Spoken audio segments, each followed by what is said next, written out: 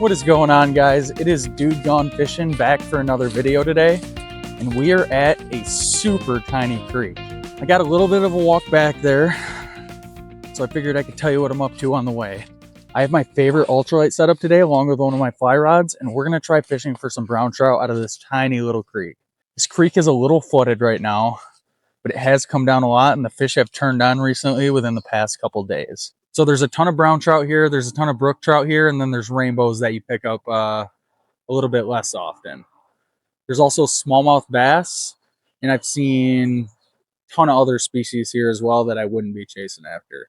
So for my setup today, I'm using my 6'6" light power fast action St. Croix ultralight rod.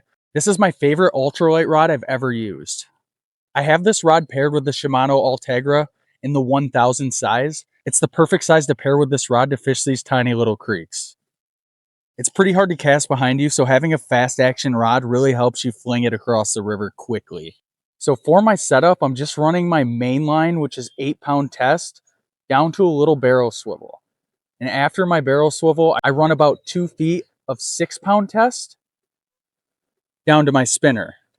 And today I'm just running the classic Mepps yellow, black, and gold spinner. These things make a ton of vibration in the water, and they're killer for these brown and brook trout. There is a bunch of stoneflies flying around, which is a good sign. I haven't seen any fish rise yet, but I'm sure we will at some point. So I'm probably going to throw the spinner until I start seeing fish rise, and then at that point, we might target some rising fish. So stay tuned. We'll keep you guys posted on what we catch.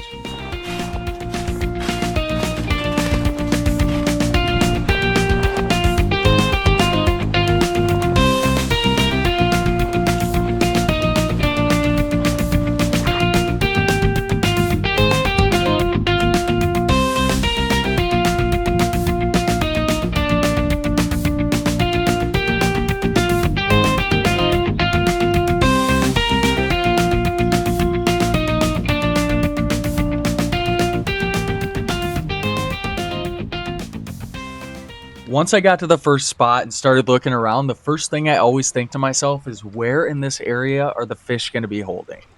At a first glance, the things sticking out to me are the bank across from me, the log jam below me, the boulder in the middle of the river, and the log jam above me. The goal is to take multiple casts at each one of these spots using slightly different casting angles and reeling at different depths each time. I'm basically trying to get the spinner in front of a fish's face because although they might not eat it because they're hungry, they might eat it as a reaction to something being in their area. I took a cast across from me and swung it down, and when I was reeling it back up, a fish came out from the bank closest to me and crushed my spinner.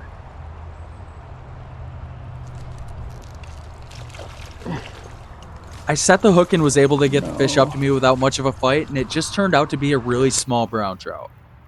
I decided to move spots and search for a bigger one. All right, so we didn't get anything at the first spot. Let's move on to another spot and see what else we can find. It's almost hard to walk through here just because of how thick the woods is. And it's not even summer yet. It's the worst time of the year. Once I walked upstream a bit, the sun came out and some fish started to rise, so I didn't want to miss my opportunity to do some fly fishing. So for my fly rod today, I got my 5-weight setup, and it's just a cheaper setup. But what I'm going to throw is this tiny stonefly pattern. So this will just sit on the surface of the water, and if I don't catch anything, I'm going to start giving this fly a little movement on the surface of the water, and it should kick these fish into gear. So this is meant to imitate what we've been seeing flying around. It's just a super simple little dry fly pattern. And if you guys can see, the hatch is actually just starting. Look at all the stoneflies flying around. All those little stoneflies are laying their eggs on the surface of the water, and they're going to be skittering around on the surface, and that's what we're going to imitate. So I'm going to sneak up there real quietly. I'll get to fishing, and I'll show you guys what we find.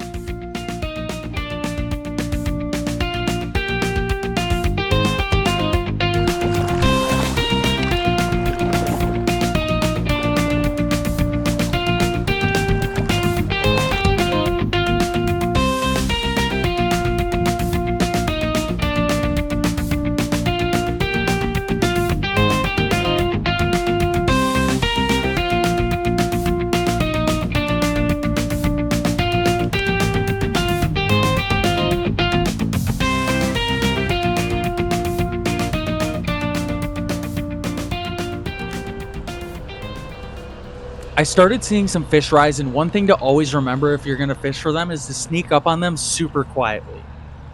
Walking upstream on the bank is always going to be quieter than walking through the water, and once you get there, just make sure to be quiet while you're casting. I took my first cast and let it drift downstream and gave the fly a tiny bit of action when something came out and crushed it. I set the hook but ran into a little bit of trouble while I was fighting it. Ooh. Alright, well, we'll fight it sitting down. I got it up to me and it turned out to be another small wild brown trout, but this time it had some really cool coloring on it. It's not the size I'm looking for though, and I know there's a lot bigger ones in here, so I threw it back and got back to fishing. After this, I saw more fish rising upstream, so I walked up a bit and started casting for them. It didn't take long until I hooked into another fish.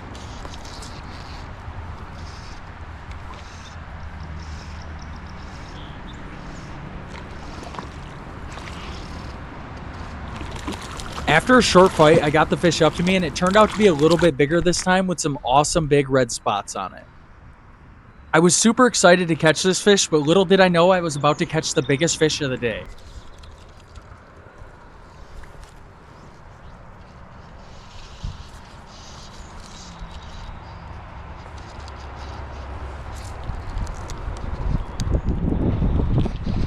Now that's a good brown. That's a good brown out of this creek. Let's go, baby. This fish came up and inhaled my dry fly really slowly, and when I set the hook, I was super surprised to see that it was a lot bigger. It turned out to be a nice looking brown trout that had come out from under the bank and crushed my stonefly pattern. One thing to pay attention to is that all of these fish today have hit when I gave the fly a tiny bit of action. That is a nice looking trout that just crushed. They crushed that stonefly.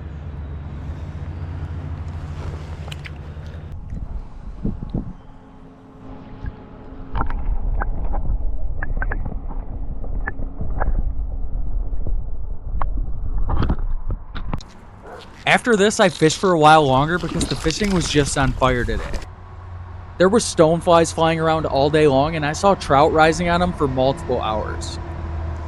It seemed like no matter where I went, I was able to pick up fish, and I was able to catch 4 to 5 more fish before I left for the day. None of them ended up being huge, but it's always fun dry fly fishing on these tiny creeks. That is a wild little brown trout on the dry fly. At this point, a storm was coming in quick, and it only took a couple minutes for the rain and wind to pick up. I decided to quit, get out of there, but it was definitely a good day of trout fishing. Give this video a like and subscribe if you enjoyed the video, and I'll be back soon for more trout, steelhead, and bass fishing videos.